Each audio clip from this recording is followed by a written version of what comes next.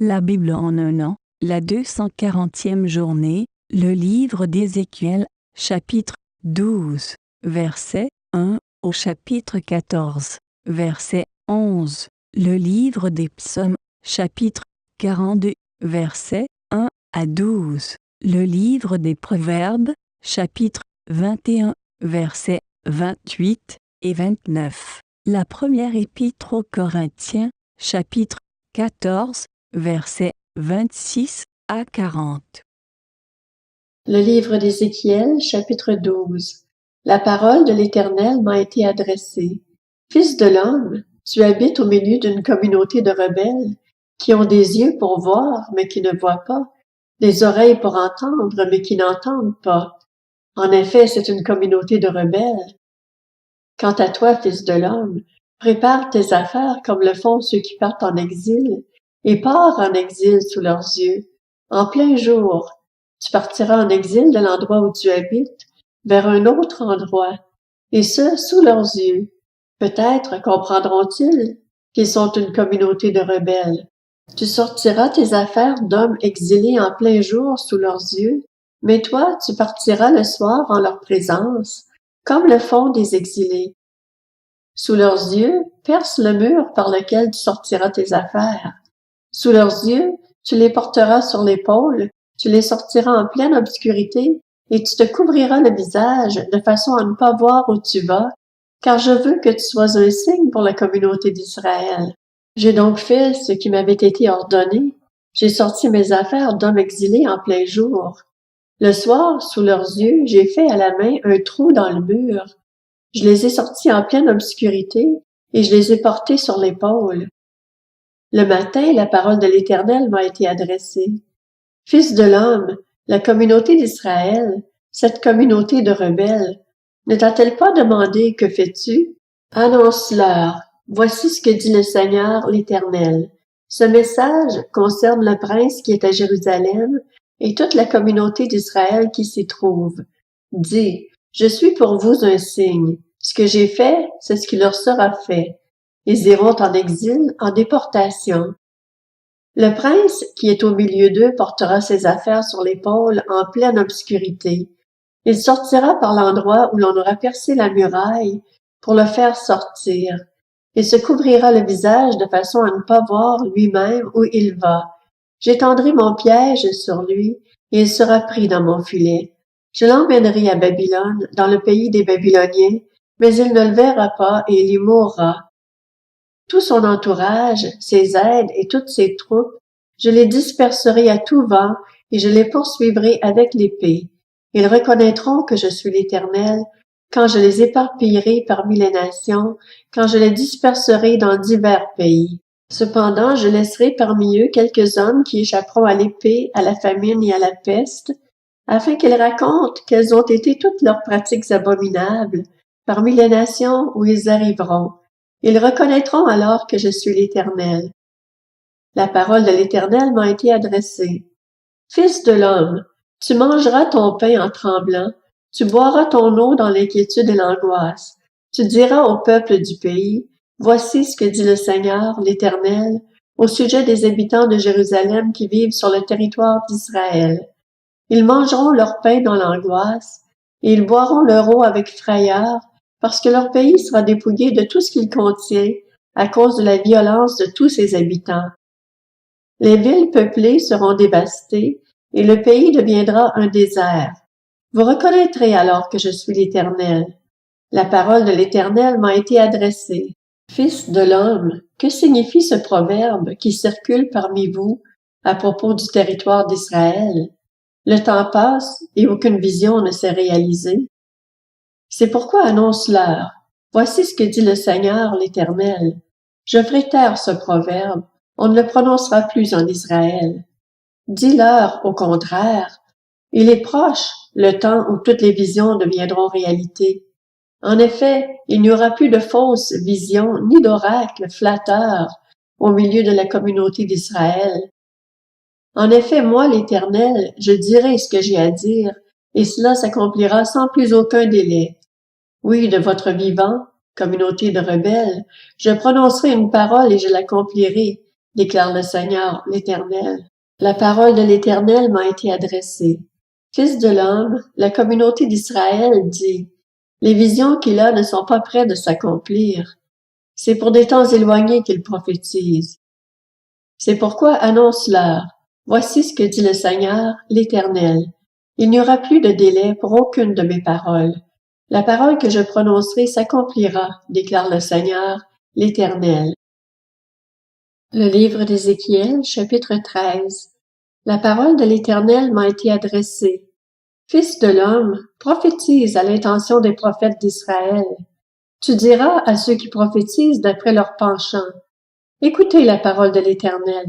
Voici ce que dit le Seigneur, l'Éternel. Malheur aux prophètes fous qui suivent leur propre inspiration et ne discernent rien. Tes prophètes, Israël, sont pareils à des renards au milieu des ruines. Vous n'êtes pas montés devant les brèches. Vous n'avez pas construit de mur pour la communauté d'Israël afin de tenir ferme dans le combat le jour de l'Éternel. Leurs visions ne sont que fausseté et leurs prédictions que mensonges.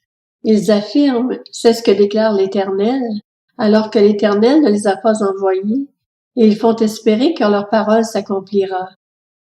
Les visions que vous avez ne sont-elles pas fausses? Et les oracles que vous prononcez ne sont-ils pas mensongers?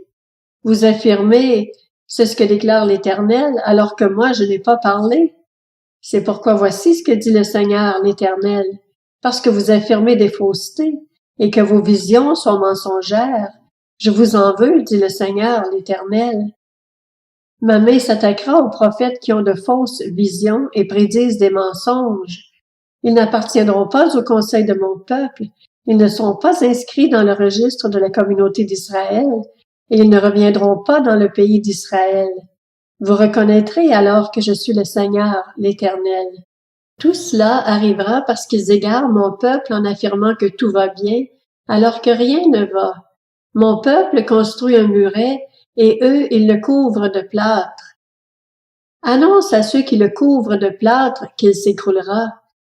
Une pluie torrentielle surviendra. Vous, grêlons, vous tomberez, et la tempête éclatera.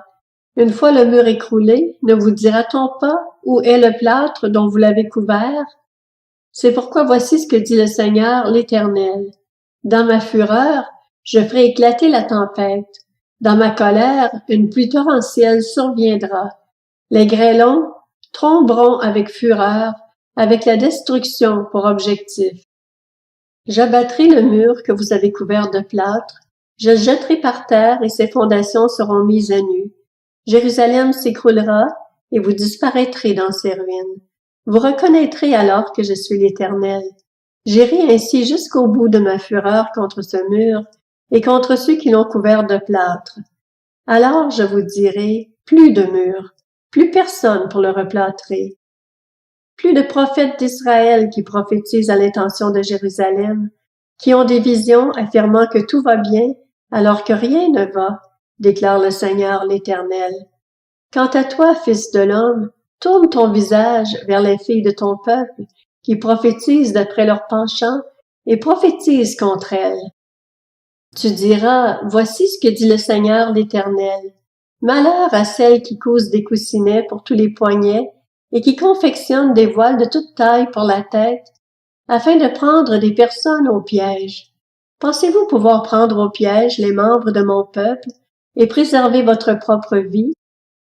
Vous me déshonorez auprès de mon peuple pour des poignées d'orge et des morceaux de pain, en faisant mourir ceux qui ne doivent pas mourir et en faisant vivre ceux qui ne doivent pas vivre. En effet, vous mentez à mon peuple et il croit à vos mensonges. C'est pourquoi voici ce que dit le Seigneur l'Éternel. Je m'en prends à vos coussinets qui vous permettent de prendre des personnes au piège comme des oiseaux. Je les arracherai de vos bras et je laisserai partir les personnes dont vous cherchez à prendre l'âme au piège comme des oiseaux. J'arracherai aussi vos voiles et je délivrerai mon peuple de votre pouvoir. Ils ne seront plus une proie entre vos mains. Vous reconnaîtrez alors que je suis l'Éternel. Vous découragez le juste par des mensonges, alors que moi-même je ne l'ai pas attristé, et vous encouragez le méchant, l'empêchant ainsi de renoncer à sa mauvaise conduite et de conserver la vie. C'est pourquoi vous n'aurez plus de fausses visions et vous ne transmettrez plus de prédictions. Je délivrerai mon peuple de votre pouvoir. Vous reconnaîtrez alors que je suis l'Éternel. Le livre d'Ézéchiel, chapitre 14. Quelques-uns des anciens d'Israël sont arrivés auprès de moi et se sont assis devant moi. La parole de l'Éternel m'a alors été adressée. Fils de l'homme, ces gens-là portent leurs idoles sur leur cœur. Ils mettent juste devant eux ce qui les pousse à la faute. Vais-je donc me laisser consulter par eux? C'est pourquoi parle-leur.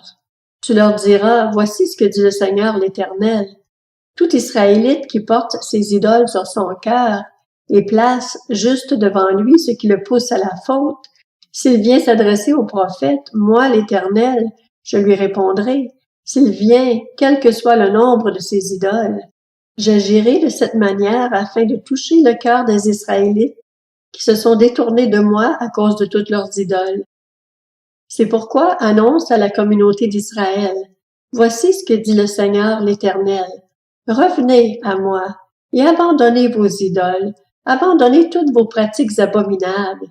En effet, tout Israélite ou tout étranger en séjour en Israël qui s'éloigne de moi, qui porte ses idoles dans son cœur et qui place juste devant lui ce qui le pousse à la faute, s'il vient s'adresser au prophète pour me consulter à travers lui, moi, l'Éternel, je lui répondrai moi-même. Je me retournerai contre cet homme, je ferai de lui un signe, un sujet de proverbe, et je l'exclurai du milieu de mon peuple. Vous reconnaîtrez alors que je suis l'Éternel. Si le prophète se laisse séduire et prononce une parole, c'est moi, l'Éternel, qui aurai séduit ce prophète. Je déploierai ma puissance contre lui, et je le ferai disparaître du milieu de mon peuple, d'Israël. Ils supporteront ainsi les conséquences de leur faute.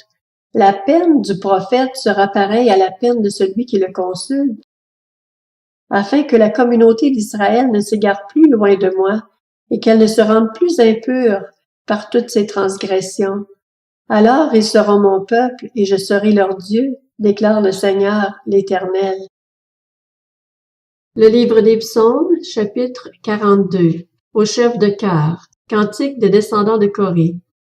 Comme une biche soupire après des cours d'eau, ainsi mon âme soupire après toi, ô Dieu.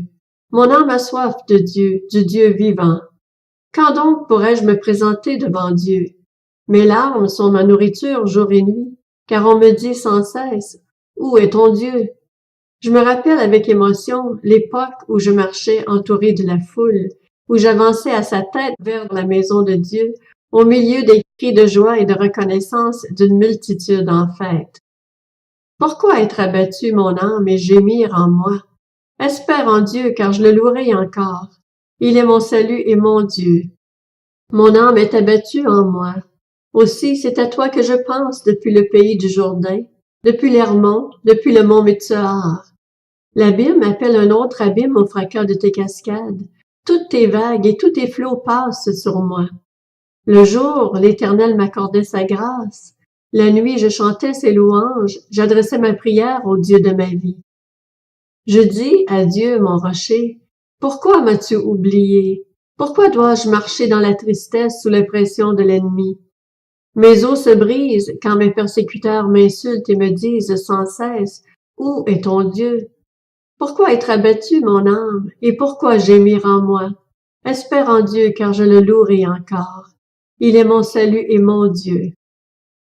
Le livre des Proverbes, chapitre 21. Le témoin menteur va à sa perte, mais l'homme qui sait écouter pourra parler indéfiniment.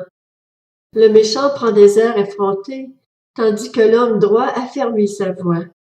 La première épître aux Corinthiens, chapitre 14. Que faire donc, frères et sœurs, lorsque vous vous réunissez, chacun de vous peut apporter un cantique, un enseignement, une révélation, une langue ou une interprétation? Que tous se fassent pour l'édification? Y en a-t-il qui parlent en langue? Que deux ou trois au plus parlent, chacun à son tour, et que quelqu'un interprète? S'il n'y a pas d'interprète, qu'on se taise dans l'Église et qu'on parle à soi-même et à Dieu. Quant aux prophètes, que 2 ou 3 parlent et que les autres évaluent leur message. Et si un autre membre de l'assistance a une révélation, que le premier se taise. En effet, vous pouvez tous prophétiser l'un après l'autre, afin que tous soient instruits et que tous soient encouragés. L'esprit des prophètes est soumis aux prophètes, car Dieu n'est pas un Dieu de désordre, mais de paix. Comme dans toutes les églises des saints, que vos femmes se taisent dans les assemblées, car il ne leur est pas permis d'y parler, mais elles doivent se soumettre, comme le dit aussi la loi. Si elles veulent s'instruire sur quelque chose, qu'elles interrogent leur mari à la maison, car il est inconvenable pour une femme de parler dans l'Église. Serait-ce de chez vous que la parole de Dieu est sortie, ou est-ce à vous seul qu'elle est parvenue? Si quelqu'un croit être prophète ou dirigé par l'Esprit, qu'il reconnaisse dans ce que je vous écris un commandement du Seigneur. Et si quelqu'un l'ignore, qu'il l'ignore. Ainsi donc, frères et sœurs, aspirez au don de prophétie et n'empêchez pas de parler en langue, mais que tout se fasse convenablement et avec ordre.